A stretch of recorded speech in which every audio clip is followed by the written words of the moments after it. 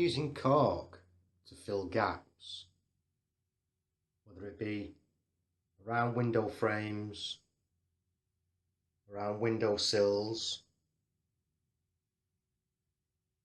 or around door architraves,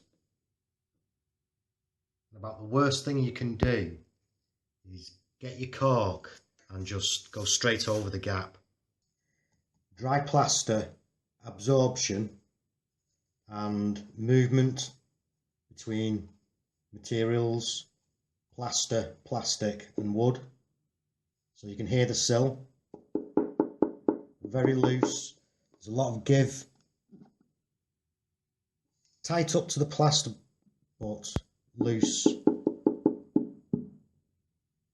So new dry plaster, the absorption rate will be so rapid that when you put your caulk on here, it'll have dried before it's actually bonded to the surface and can start to come away.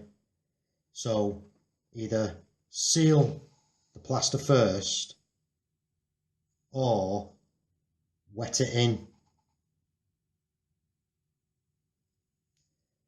For big gaps and movement, before you use any caulk, fix it with foam. It's only the movement that will crack your caulk out. And when I say cracking out, I mean actually separating from surfaces. Crazing through the caulk is different. That's using the wrong type of paint over the caulk. Something that's slightly flexible.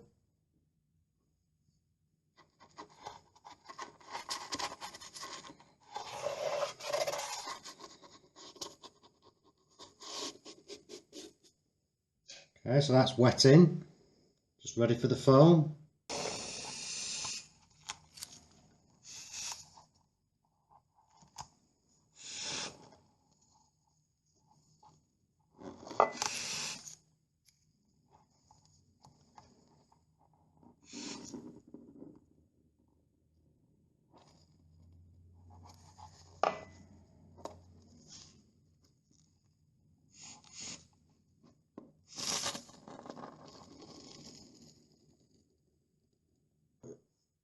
As soon as I finish putting this foam in, put some caulk here. This is, well, it's going dry, but it's still soft. It's at the same time to cure as this foam. I've cut the foam back and I'm ready for just taking this off now.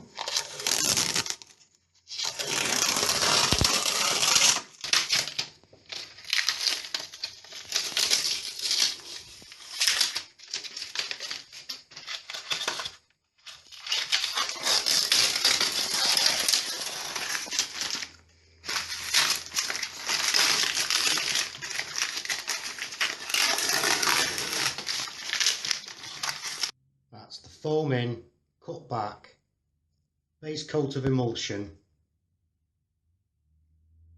ready for filling there now. All that quicker than this has gone off. It's still soft. If I was to be papering, that would be no good. I wouldn't be able to put my paper against that. If you were wanting to use caulk on this, then any areas where there's movement, use a spot of foam to take away the movement.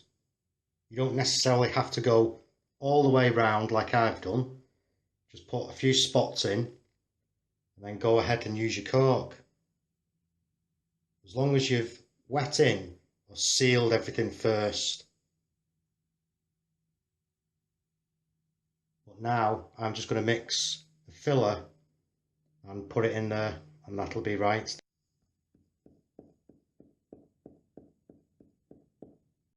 Also, cold days when you're using this stuff, difficult to come out the tube.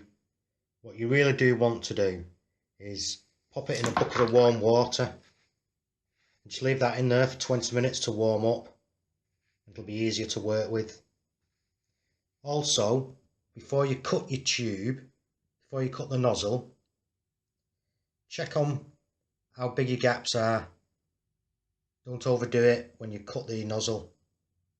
You can always go over a couple of times, but you might end up wasting more stuff if you cut the nozzle too deep, too wide.